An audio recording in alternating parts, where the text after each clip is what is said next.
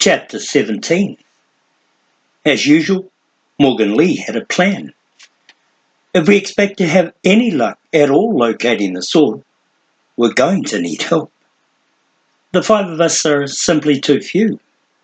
After all these years, finding the Sword of Shannara is likely to be like finding the proverbial needle in the haystack. And we don't begin to know enough about the haystack. Steph, you and Teal may be familiar with the Eastland, but Callahorn and the borderlands are foreign ground. It's the same with the Valeman and myself. We simply don't know enough about the country. And let's not forget that the Federation will be prowling about every place we're likely to go. Dwarves and fugitives from the law aren't welcome in the Southland, the last I heard. We'll have to be on the lookout for Shadowin as well. Truth is, they seem to be drawn to the magic like wolves to the scent of blood, and we can't assume we've seen the last of them. It will all be we can do to watch our backs, let alone figure out what's happened to the sword. We can't do it alone. We need someone to help us. Someone who has a working knowledge of the Four Lands. Someone who can supply us with the men and weapons. He shifted his gaze from the others to Pa, and smiled that familiar smile that was filled with secretive amusement. We need your friend from the movement. Pa groaned. He was none too keen to reassociate with the outlaws. It seemed an open invitation to trouble. But Steph and Teal and even Cole liked the idea, and after arguing about it for a time, he was forced to admit that the Highlanders' proposal made sense. The outlaws possessed the resources they lacked, and were familiar with the borderlands and the free territories surrounding them. They would know where to look and what pitfalls to avoid while doing so. Moreover, Pa's rescuer seemed a man you could depend upon. He told you that if you ever needed help, you could come to him, Morgan pointed out. It seems to me that you could use a little now. There was no denying that. So the matter was decided. They spent what remained of the day at the campsite below the foothills leading to the valley of Shale and the Hayshorn, sleeping restlessly through the second night of the new moon at the base of the Dragon's Teeth. When morning came, they packed up their gear, mounted their horses and set out. The plan was simple. They would travel to Varfleet, search out Kilton Forge at Reaver's End in the North City, and ask for the archer. All as Pa's mysterious rescuer had instructed. Then they would see what was what.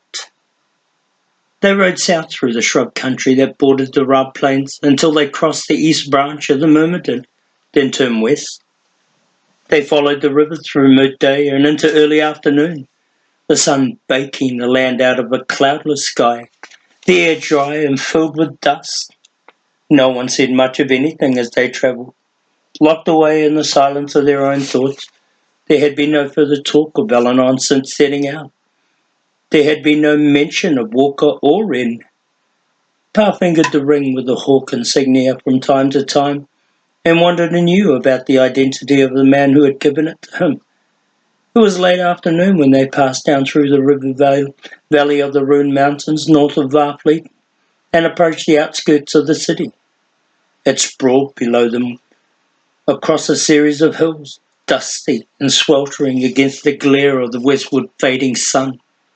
Shacks and hovels ringed the city's perimeter, squalid shelters for men and women who lacked even the barest of men. They called out to the travellers as they passed, pressing up against them for money and food, and Pa and Cole handed down what little they had. Morgan glanced back reprovingly, somewhat as a parent might at a naive child, but made no comment. A little farther on, Pa found himself wishing belatedly that he had thought to disguise his elven features. It had been weeks since he had done so, and he had simply gotten out of the habit. He could take some consolation from the fact that his hair had grown long and covered his ears, but he would have to be careful, nevertheless. He glanced over at the dwarves. They had their travel cloaks pulled close, the hoods wrapping their faces in shadow. They were in more danger than he of discovery. Everyone knew that dwarves were not permitted to travel in the Southland. Even in Varfleet, it was risky. When they reached the city proper and the beginnings of the street, they bore names and shops with signs. The traffic increased markedly. Soon it was all but impossible to move ahead. They dismounted and led their horses afoot until they found a stable where they could board them. Morgan made the transaction while the others stood back unobtrusively against the walls of the building across the way and watched the people of the city press against one another in a sluggish flow. Beggars came up to them and asked for coins. Pa watched the fire eater display his art to a wandering crowd of boys and of men at a fruit mart. The low mutter of voices filled the air with a ragged sound. Sometimes you get lucky, Morgan informed them quietly as he returned. We're standing in Reaver's End. This whole section of the city is Reaver's End. Kilton Forge is just a few streets over. He beckoned them on, and they slipped past the steady throng of bodies, working their way into a side street that was less crowded, if more ill-smelling, and soon they were hurrying along a shadowed alley that twisted and turned along a rutted sewage-way. Pa wrinkled his nose in distaste. This was the city as Cole saw it. He risked a quick glance back at his brother, but his brother was busy watching where he was stepping. They crossed several more streets before emerging into one that seemed to satisfy Morgan, who promptly turned right and led them through the crowds to a broad two-story barn with a sign that bore the name Kilton Forge, seared on a plaque of wood. The signs in the building were old and splintering, but the furnaces within burned red-hot, spitting and flaming as metals were fed in and removed by tenders. Machines ground and hammers pounded and shaped. The din rose above the noise of the street and echoed off the walls of the surrounding buildings, to disappear finally into the suffocating embrace of the lingering afternoon heat. Morgan edged his way along the fringes of the crowd, the others trailing silently after, and finally managed to work his way up to the forge entrance. A handful of men worked the furnaces under the direction of a large fellow with drooping moustaches and a balding pate-coloured suit black.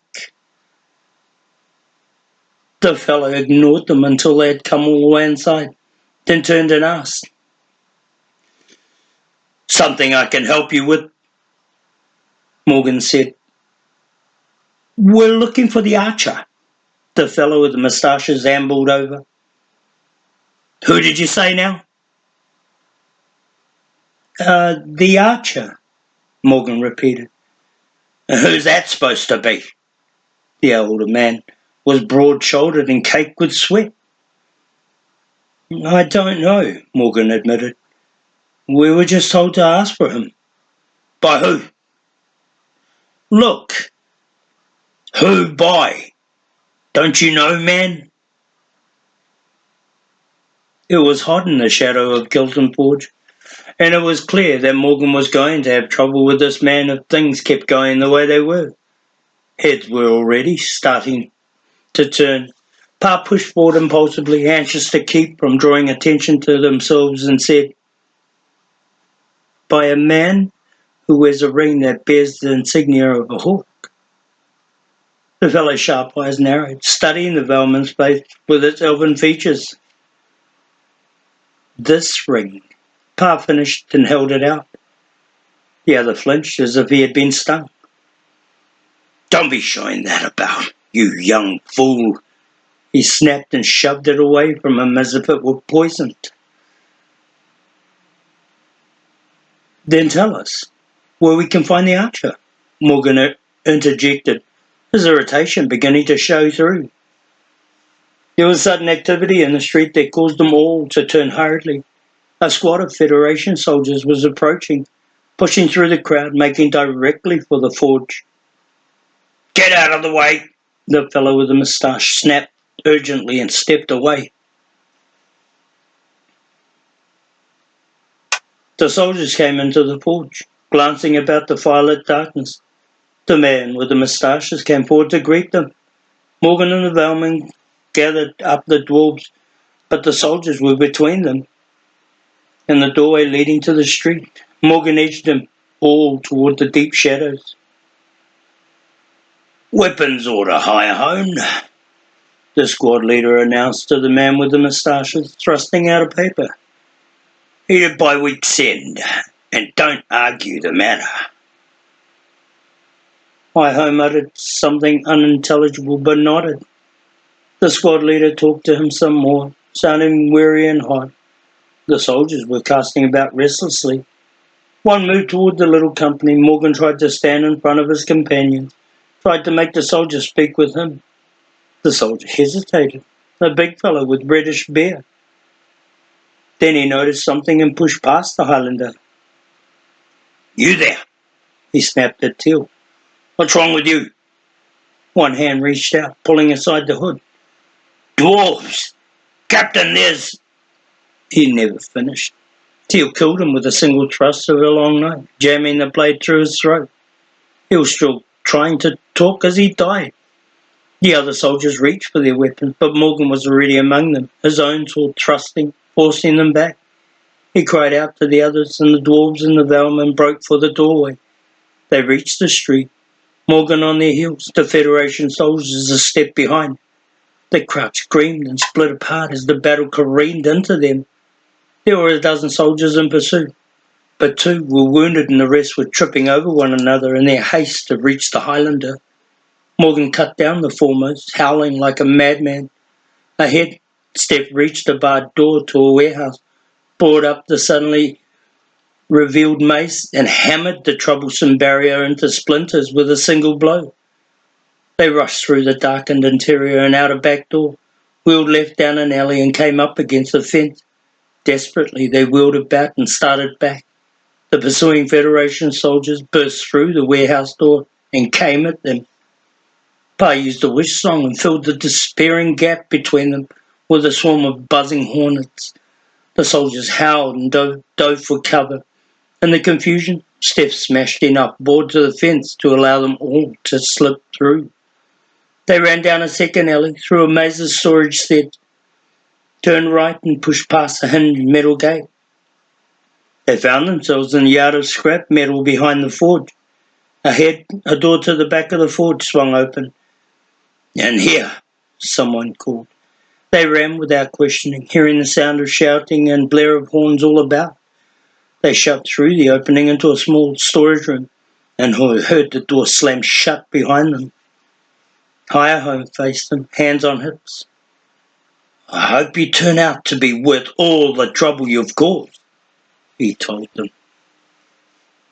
He hid them in a crawl space beneath the floor of the storage room, leaving them there for what seemed like hours. It was hot and close. There was no light, and the sounds of booted feet tramped overhead twice in the course of their stay, each time leaving them taut and breathless. When High Home finally let them out again, it was night. The skies overcast and inky. The lights of the city fragmented pinpricks through the gaps in the boards of the forged walls. He took them out of the storage room to a small kitchen that was adjacent, sat them down about a spindly table and fed them. "Had to wait until the soldiers finished their search.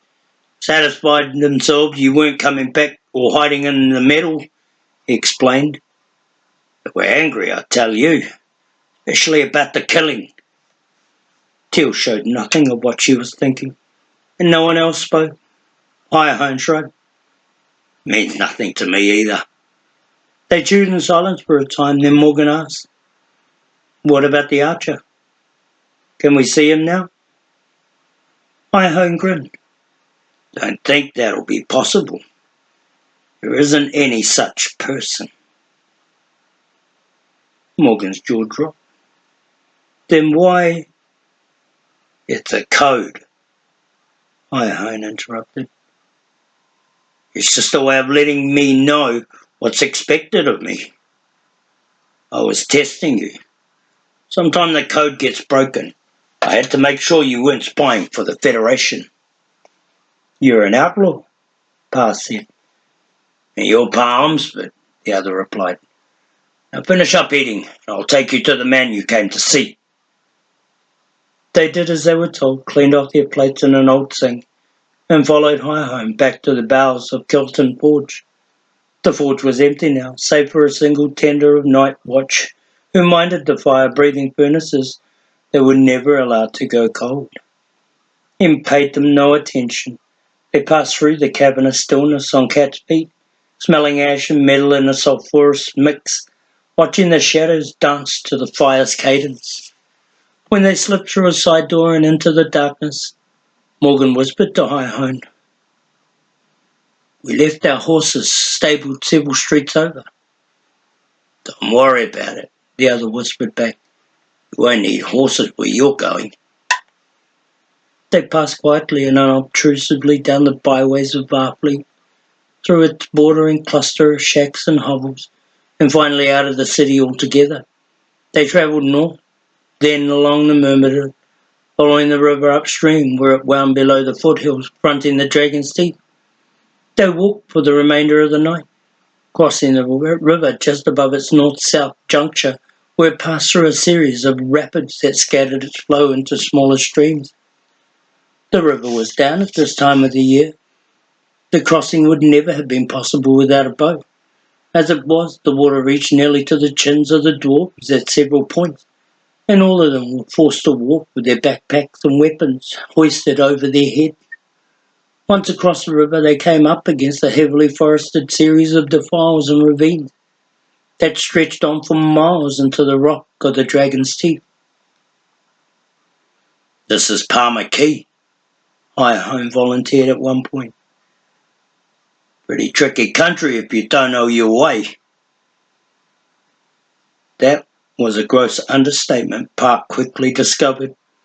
The Palmer Key was a mass of ridges and ravines that rose and fell without warning amid a suffocating blanket of trees and shrub. The new moon gave no light. The stars were masked by the canopy of trees and the shadow of the mountains, and the company found itself in an almost complete blackness. After a brief penetration of the woods, Hi-Hone sat them down to wait for daybreak. Even in daylight, any passage seemed impossible. It was perpetually shadowed and misted within the mountain forests of the Palmer Key, and the ravines and ridges crisscrossed the whole of the land. There was a trail, invisible to anyone who hadn't known it before, a twisting path that Hi-Home followed without effort, but that left the members of the little company uncertain of the direction in which they were moving. Morning slipped toward midday, and the sun filtered down through the densely packed trees in narrow streamers of brightness that did little to chase the lingering mist that seemed to have strayed somehow from the outer world into the midst of the heavy shadows. When they stopped for quick lunch, Pa asked their guide if he would tell them how much further it was to where they were going. "Not far," Hi-Hone answered. "There." He pointed to a massive outcropping of rock that rose above the Palmer Key, where the forest flattened against the wall of the Dragon's Teeth. "That, Omsford, is called the Ute. The Ute is the stronghold of the movement." Pa looked, considering. "Does the Federation know it's there?" he asked. "They know it's in here somewhere," Hi-Home replied. "What they don't know is exactly where, and more to the point, how to reach it." "And Pa's mysterious rescuer, your still nameless outlaw chief, isn't he worried about having visitors like us carrying back word of how to just do that?" Steph asked skeptically. Hi-Home smiled. "Well, in order for you to find your way in again, you first have to find your way out. Think you could manage that without me?" Steph smirked grudgingly. Seeing the truth of the matter, The man could wander forever in this maze without finding his way clear. It was late afternoon when they reached the outcropping they had been pointing toward all day, the shadows of late afternoon falling in thick layers across the wilderness, casting the whole of the forest in twilight. Hirehone had whistled ahead several times during the last hour, each time waiting for an answering whistle before proceeding further. At the base of the cliffs, a gated lift waited, settled in a clearing, its ropes disappearing skyward into the rocks overhead. The lift was large enough to hold all of them, and they stepped into it, grasping the railing for support as it hoisted them up, slowly, steadily, until at last that they were above the trees. They drove in with a narrow ledge and were pulled in by a handful of men working a massive winch. A second lift waited, and they climbed aboard. Again, they were hoisted up along the face of the rock wall, dangling out precariously over the earth. Pa looked down once and quickly regretted it. He caught a glimpse of Steph's face, bloodless beneath its sun-brown exterior. Hirehone seemed unconcerned and whistled idly as they rose. There was a third lift as well, this one much shorter, and when they finally stepped off, they found themselves on a broad, grassy bluff, about midway up the cliff that ran back several hundred yards into a series of caves. Fortifications lined the edge of the bluff and ringed the caves, and there were pockets of defence built into the cliff wall overhead where it was riddled with craggy splits. There was a narrow waterfall spilling down off the mountain into a pool, and several gatherings of broadleaf trees and firs scattered about the bluff. Men scurried everywhere, hauling tools and weapons and crates of stores, crying out instructions or answering back. Out of midst of this organised confusion strode Pa's rescuer, his tall form clothed in startling scarlet black, and he was clean-shaven now, his tan face weather-seamed and sharp-boned in the sunlight, a collection of planes and angles. It was a face that defied age. Brown hair was swept back and slightly receding. He was lean and fit, moved like a cat. He swept toward them with a deep voice shouted welcome, one arm extending first to hug Hirehone, then to gather in Pa. "So, lad, you've changed your heart, have you? Welcome, then, and your companions as well. Your brother, a Highlander and a brace of dwarves, is it? Strange company now. Have you come to join up?" He was as guileless as Morgan had ever thought to be, and Pa felt himself blush. Not exactly. We have a problem." "Another problem?" The outlaw chief seemed amused. "Trouble just follows after you, doesn't it? I'll have my ring back now." Pa removed the ring from his pocket and handed it over. The other man slipped it back on his finger, admiring it. The hawk. Good symbol for freeborn, don't you think? "Who are you?" Pa asked him bluntly. "Who am I?" The other laughed merrily. "Haven't you figured that out yet, my friend? No? Then I'll tell you." The outlaw chief leaned forward. "Look at my hand." He held up the closed fist with a finger pointed at Pa's nose. "A missing hand with a pike. Who am I?" His eyes were sea green and awash with mischief. There was a moment of calculated silence as the bellman stared at him in confusion. "My name," Pa whispered, "is Padishah Creel," the outlaw chief said finally. "But you would know me better as the great, and then some, grandson of Panamon Creel." And finally, Pa understood. That evening over dinner, seated at a table that had been moved purposely away from those of the other occupants of the yacht, Pa and his companions listened in rapt astonishment while Padishah Creel related his story. "We have a rule up here that everyone's past is his own business," he advised them conspiratorially. "It might make the others feel awkward hearing me talk about mine." He cleared his throat.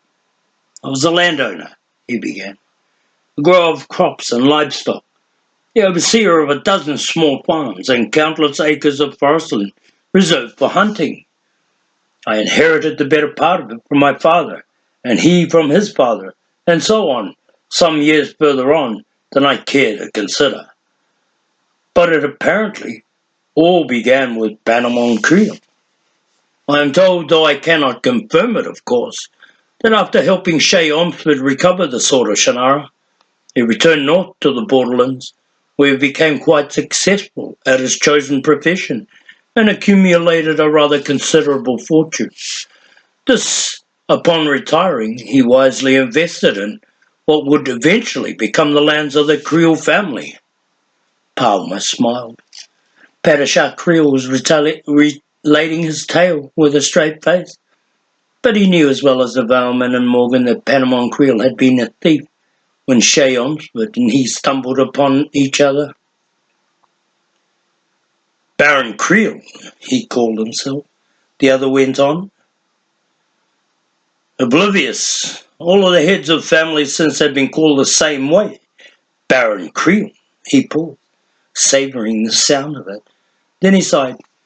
But the Federation seized the lands from my father when I was a boy, stole them without a thought of recompense, and in the end dispossessed us. My father died when he tried to get them back. My mother as well, rather mysteriously. He smiled. So I joined the movement. Just like that? Morgan asked, looking sceptical. The outlaw chief skewered a piece of meat on his knife. My parents went to the governor of the province, the federation underlying who had moved into our home.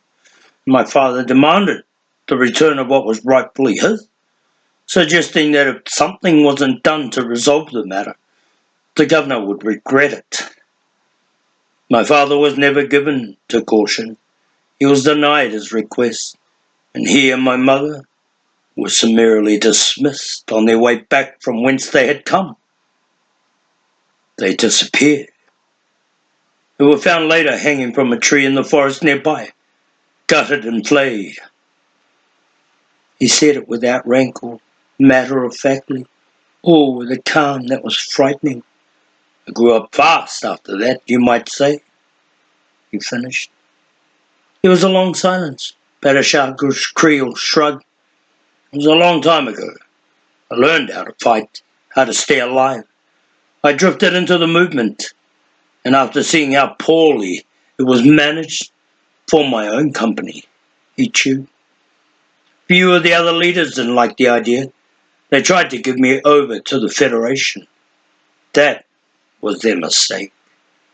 After I disposed of them, most of the remaining bands came over to join me. Eventually, they all will. No one said anything. Padishah Creel glanced up. Isn't anyone hungry? There's a good measure of food left. Let's not waste it. They finished the meal quickly, the outlaw chief continuing to provide further details of his violent life in the same disinterested tone. Pa wondered what sort of man he had gotten himself mixed up with. He had thought before that his rescuer might prove to be the champion of the Four Lands, had lacked since the time of Eleanor. His standard, the rallying point for all the oppressed races. Rumour had it that this man was the charismatic leader for which the freedom movement had been waiting. But he seemed as much a cutthroat as anything. However dangerous Panama Creel might have been in his time, Pa found himself convinced that Padishah Creel was more dangerous still. So, that is my story and the whole of it, Padishah Creel announced, shoving back his plate. His eyes glittered. Any part of it that you'd care to question me about? Silence. Then Steph growled suddenly, shockingly. How much of it is the truth? Everyone froze. But Padishah Creel laughed, genuinely amused. There was a measure of respect in his eyes for the dwarf that was unmistakable as he said, some of it, my slim friend, some of it. He winked. Is story improves with every telling. He picked up his hourglass and poured a full measure from a pitcher. Pa stared at Steph with newfound admiration. No one else would have dared ask that question. Come now, the outlaw chief interjected, leaning forward. Enough of history past. Time to hear what brought you to me. Speak, Pa Ormsford. His eyes were fixed on Pa. It has something to do with the magic, hasn't it? There wouldn't be anything else that would bring you here. Tell me. Pa hesitated. Does your offer to help still stand? He asked instead. The other looked offended.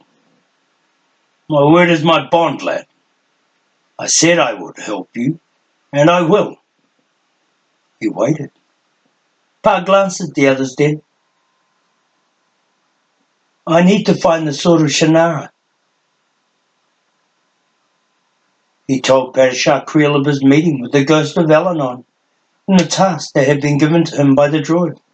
He told of the journey that had brought the five of them gathered to this meeting, of the encounters with the Federation soldiers and seekers, and the monsters called Shadow.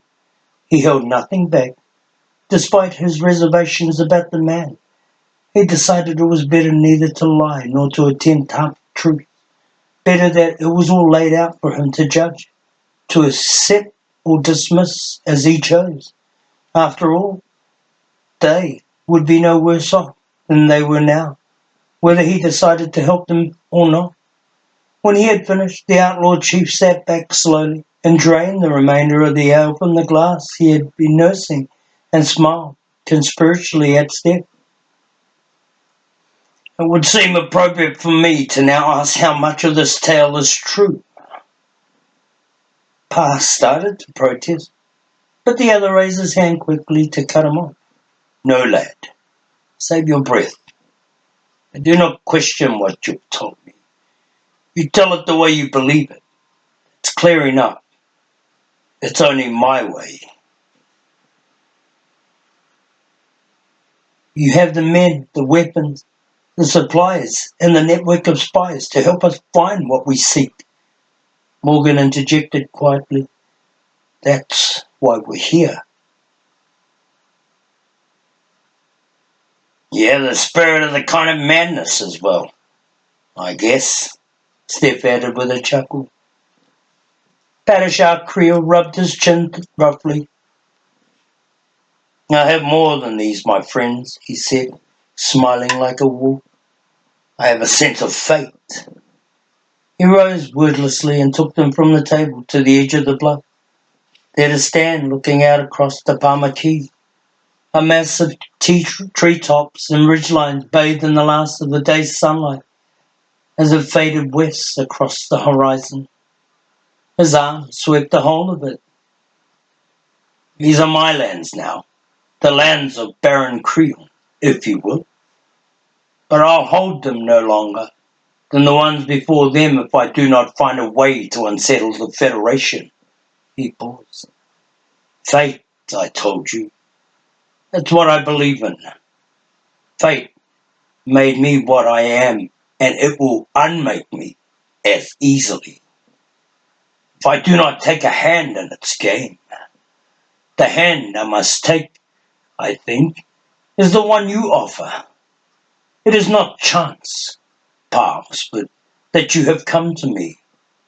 It is what was meant to be. I know that to be true, now especially.